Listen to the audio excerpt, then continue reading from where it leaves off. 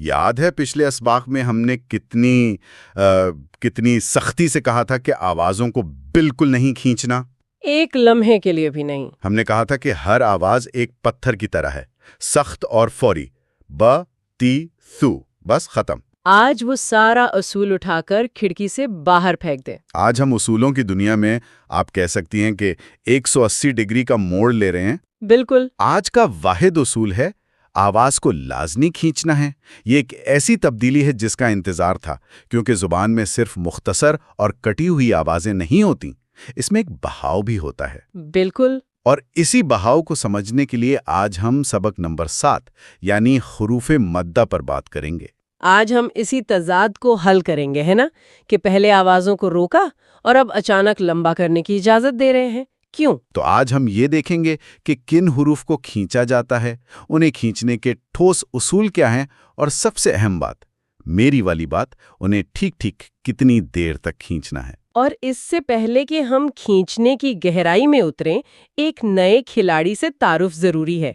جب ہم ان حروف کو لکھتے ہیں تو کچھ حروف جیسے واؤ اور یا، ان کے اوپر ایک خاص علامت آتی ہے، ایک چھوٹی سی خمدار شکل۔ اچھا، تو یہ ایک نئی چیز ہے صفحے پر؟ جی، اس کا کام یہ ہے کہ وہ حرف اپنی انفرادی آواز کھو دیتا ہے۔ اچھا، تو یہ ایک طرح سے آواز کو خاموش کرنے کا بٹن ہے، یہ خود نہیں بولتا؟ آپ اسے ایسا ہی سمجھ سکتی ہیں۔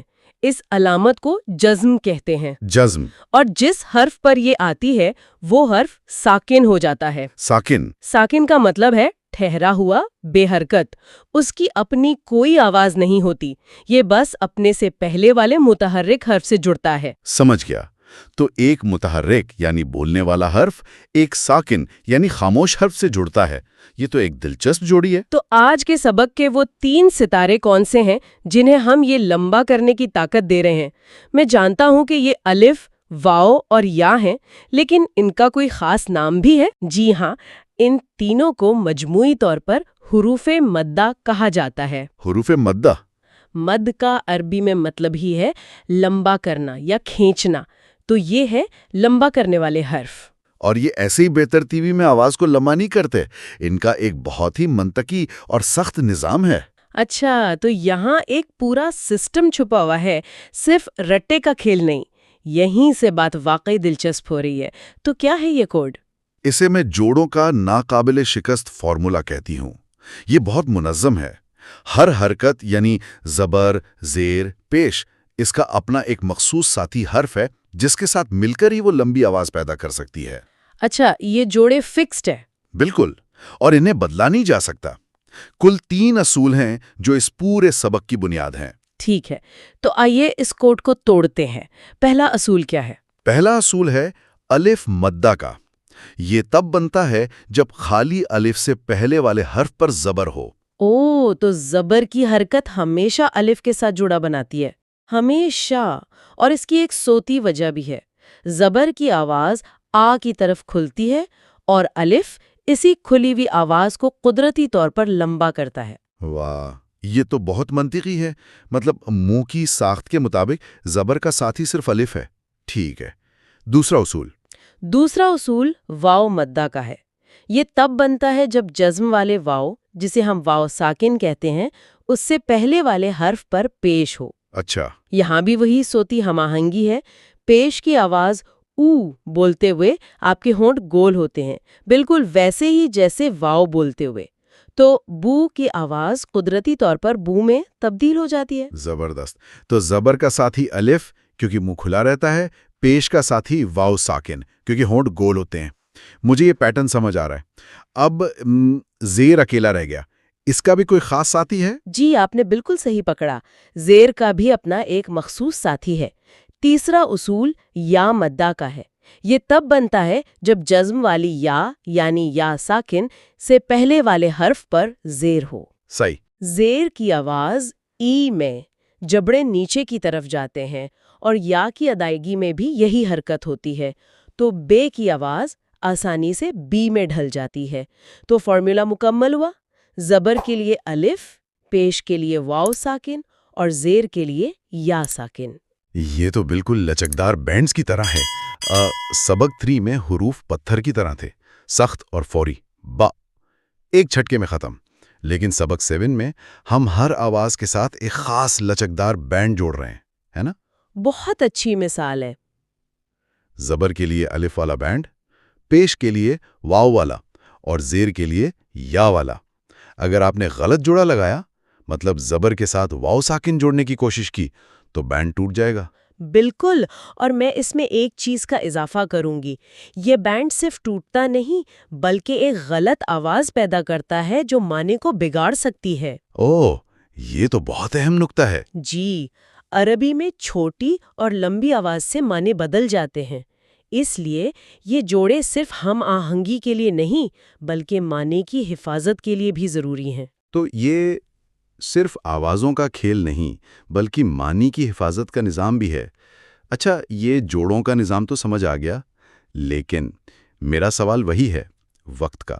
کیا لمبا کرنے کا مطلب ہے کہ میں اسے جتنا چاہوں کھینچ سکتا ہوں، یا یہاں بھی کوئی ٹائمر لگا ہوا ہے؟ بہترین سوال، اور اس کا جواب اس سبق کا دل ہے.